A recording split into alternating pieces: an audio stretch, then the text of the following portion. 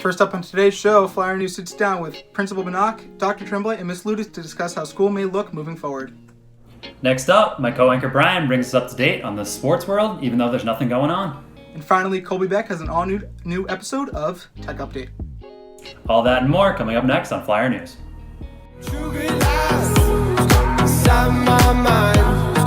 Leaving awake in the moonlight, past trees and out of sight. I'm going back home. Only face I know is a face I see. Only place I know is inside of me. Home in me.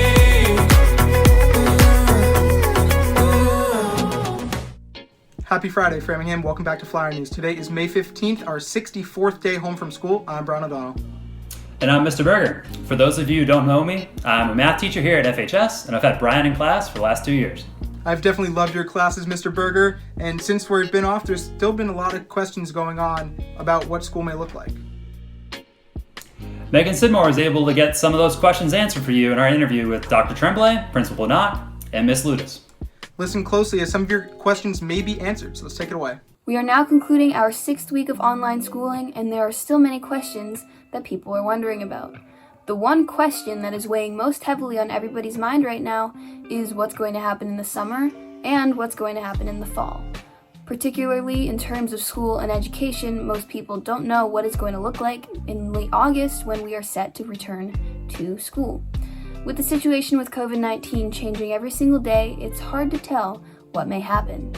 Earlier yesterday morning, Katie Knox and I got to sit down in a Google Meet with Superintendent Dr. Tremblay, Assistant Superintendent Ms. Ludes, and FHS Principal Mrs. Banach to get their thoughts on what has been happening thus far and what we can expect to see in the future. My name is Bob Tremblay. I'm Superintendent of Schools. I'm Ann Ludes, Assistant Superintendent for Secondary Education. And I'm Mrs. Banach, the Principal of Framingham High School. So we're just wondering, based on your side of things, how has the response been so far to online learning? Are you getting a lot of engagement? And what else have you been noticing? I've received some really positive feedback from students that I've actually shared out with the community. I am thinking of one example where a student emailed me to let me know that not only was she really enjoying the remote learning experience, but that it has improved her relationship with her teachers, that she's gotten to know them better and they've gotten to know her better.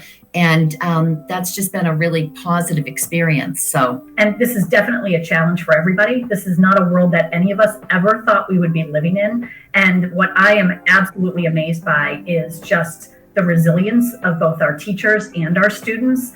And their flexibility and willingness to adapt to this changing environment and learn all of this with us. None of our teachers ever planned on being virtual teachers, and none of our students ever thought they would be virtual students. Given that we're not going back for the rest of the year, what is the end of the year going to look like for us? And what will report cards look like? When will they be released? What processes are we going to go through now, given that we aren't going back and the rest of the year is going to be remote? Pass-fail, pass with distinction will be part of a report card, which will be different. That'll be new this year. But all of that will happen at the same time as normally it would, although we don't have final exams. So that grading will be going on prior to probably the week of June 15th, which would be the last week of school. So teachers will be talking with students about engagement through the 18th, because all students need to remain engaged in learning through that date. But the activities right at the end might look a little different simply because the grading has to be done. Will summer enrichment or summer school courses still be offered, or are those canceled? And is there any possibility of those classes being held online, like summer gym? And so we don't have guidance yet. We expect that by the end of the week, we'll hear something from the governor about summer camps and things. And that conversation is really a driver for the summer camp conversation around, how will the economy be reopening? What will that look like for schools and summer programming? As of right now, though, I've made the decision that summer schooling will largely be remote. Because one is that I think it's a bad decision to rush the return and the phasing that back when we really haven't figured out what that will look like yet, and we don't want to be necessarily the first ones to have the resurgence of more cases of COVID. And we need to really focus our energy on the return of school in the fall, and that's taking a lot of time and energy of our staff, and trying to figure out what the regulations will be and how that can actually work in a public school. So building off of that, I know you talked a little bit about it, but do you believe that students will be returning to school for the fall semester? How much hope is there in that? And if not, how will the school system remedy this? So I fully expect we'll go back to school in the fall. However, I think it's going to look a lot different. You know, I use this example a lot with 9/11, and in a day, the world changed. And that was the impact of two towers in the Pentagon and multiple attacks in the United States, of course, but that wasn't a worldwide event, and it changed the world. This was a worldwide event, so it's going to change. Education for the foreseeable future has changed. And so what that will look like, that part we don't know. But I think we need to be in a place where we want to embrace it. You know, it's not, how do we get back to doing what we used to do? It shouldn't be the mindset. It should be, how do we now teach and learn in a new world? And there's going to be some takeaways from all of this learning where I expect we'll come back. I also expect there's going to be, until there's a vaccination that's proven, we're going to be in a world of social distancing. We're going to be in a world of masks, of hand washing, of limited gatherings. You're going to have all those kinds of restrictions, just like you don't think twice about taking off your sneakers and your belt when you go to the airport, But in 2001 you did. It's like, what are you talking about? And now we've institutionalized the practice of safer behaviors. So there's a lot of variables there, but the short answer is I fully expect to be back to school in the fall. Hopefully hearing from those three fantastic members of our school administration has helped to give you some peace of mind and some insight as to what we can expect to see in the coming months. We will be posting an extended version of the interview on our YouTube channel, so click the link in the description if you want to see more. Reporting for Flyer News, this has been Megan Sidmore and Katie Knox. Governor Charlie Baker made it clear Thursday that we need to do more in regards to coronavirus testing if the state wants a successful reopening. Massachusetts is ranked in the top 5 for testing in the country, but he is putting in a new plan to increase that number. Baker is calling for roughly 20,000 more tests each day with a faster turnaround, saying that that's the key to reopening the Commonwealth. A banner that honors the class of 2020 was hung at Bowditch Field on May 13th. Money for the banner was raised by parents and Framingham community members. The money not used in the making of the banner will be used to get each student a lawn sign in their honor for their hard work. We thank the Framingham community for their generosity in helping them come together in honor of the class of 2020. I've gotten to know Brian pretty well over the last 2 years, and his love for sports is pretty obvious. Our sports conversations happen pretty much every day in class. Our math conversations, not so much. Today, Brian will discuss the potential plan for the MLB to start their season, updates on the NHL and the NBA seasons, and more. Take it away, Brian.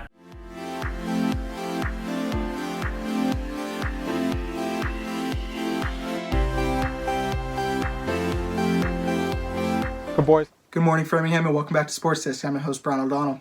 Since we last met, obviously, there has not been a lot going on in the sports world, but there has been some news regarding the MLB and the starting of their season. So the owners voted last week to approve an 82-game season starting right around July 4th.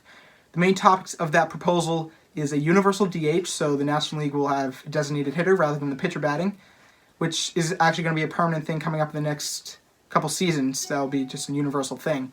And the other big things is obviously the playoffs. What's the playoffs going to look like? So it will be a 14-team playoff rather than the traditional 10, 5 in each league. So they'll be similar to what the NFL is doing. There will be the overall number 1 seed. They will get a bye for the first round, and then the 2 through 7 seeds will play a 3-game wildcard series. The number 2 and 3 seed get to choose who they get to play out of the 5, 6, and 7. And then the 4 seed, the other wildcard team, or the top wildcard team, plays the team that isn't chosen. So that's kind of a weird thing that's kind of weird. You kind of give that team you pick a chip on their shoulder to go out and beat you. But that's something that we could look forward to, could be interesting, and that's something that could help the Red Sox, as they obviously aren't one of the top teams in the American League this year, but a 7th spot and a 6th spot, 2 extra playoff spots, and a shortened season could help them out in making a push for the playoffs. So that's the news regarding the MLB. Hopefully it all pans out and gets underway. And news kind of regarding the NBA and NHL, not much. The NBA announced, and Commissioner Adam Silver, that we will be finding out the plans for the season within the next 2 to 4 weeks. So obviously when that comes out, I will inform everybody on the plan for the completion of the 2020 NBA season. And the NHL, I assume, will kind of follow whatever the NBA does and kind of take their lead. That's kind of the main things going on there. Obviously the NFL, they had their draft. I went over that last week.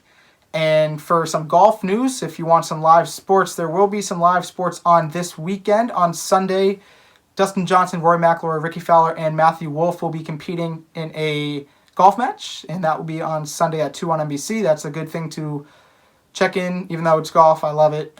You should check it out. It should be cool. Live sports. We've all been missing it. And then the big one that everyone should watch is on the 24th, a week from Sunday. Tom Brady, Peyton Manning, Tiger Woods, and Phil Mickelson are competing in a charity event match at 3 on TNT. So that is next Sunday, the 24th. That is something you should all watch. It'll be really interesting to see. So this wraps up this episode of Sports Desk. For Flyer News, I'm Brian O'Donnell. Despite many things being shut down due to coronavirus, the world of technology has been busy in trying to help to find a way to slow down the spread. This week, Colby Beck, our tech expert, will go more in depth on the new PS5. Take it away, Colby. Good morning, Flyers. Welcome back to Tech Update, the show that keeps you up to date on tech so you don't have to. I'm pretty sure Jeff Bezos is going to be a trillionaire, so let's get right into it.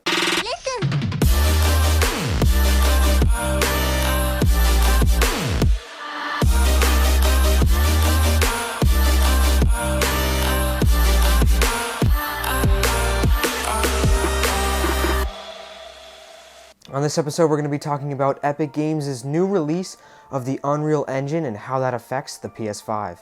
Epic Games just released the brand new version of the Unreal Engine 5, and this looks like a great addition for console gaming.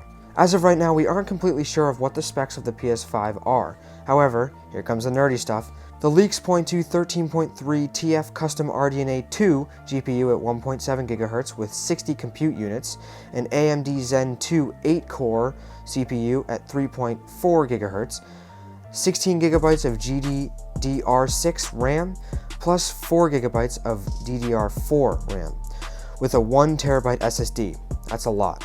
While these are some powerful specs, it takes some help from the developers to make games run smoothly. This is where the brand new Unreal Engine comes in. The demo was run on a PS5 and it is absolutely gorgeous. According to Epic Games, one of our goals in this next generation is to achieve photorealism on par with movie CG in real life, and put in within practical reach of development teams of all sizes through highly productive tools and content libraries. The new features coming with Unreal Engine 5 are what really make it so special. Unreal Engine demos are always visually impressive, but this one was especially beautiful. Unreal Engine 5 brings along some new tech that could have a big impact on game development. Unreal Engine 5 allows developers to import a super high detail model, like a statue made of 33 million triangles, without having to manually render its details into flat textures, a process known as baking. I am not a coder, but that sounds pretty hard. The textures are made from the textures used in film rather than just games. The best part is these new features will not be a huge hit to performance, even with the billions and billions of triangles in the scenes with huge amounts of textures. And it gets better. Epic Games is allowing developers to use Unreal Engine 5 for free until their game that runs on Unreal Engine 5 reaches $1 million in revenue. Time for our weekly game suggestion. This week, I have Sea of Thieves. Sea of Thieves is a massive online multiplayer game where you and your friends play as a pirate crew trying to find treasure and riches. The more treasure you find, the better and bigger ships you can buy. You can raid other people's ships and fight to the death to take their loot. All around one of the funnier games I've seen, and I just decided to buy it and I'm looking forward to playing it.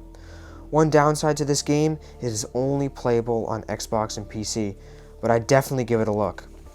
That's all for this edition of Tech Update. If you have any suggestions for future episodes, just let me know. For Tech Update, this is Colby Beck. Bye-bye. That's all for today's episode of Flyer News. Please like this video and subscribe to see more content each week. And make sure to follow our Instagram at flyer_news for updates and behind-the-scenes photos. Thank you so much for doing this with me, Mr. Berger. I'm Brian O'Donnell. It was a blast, Brian. I'm Mr. Berger. Have a great Friday, Framingham. I can't be everything you want.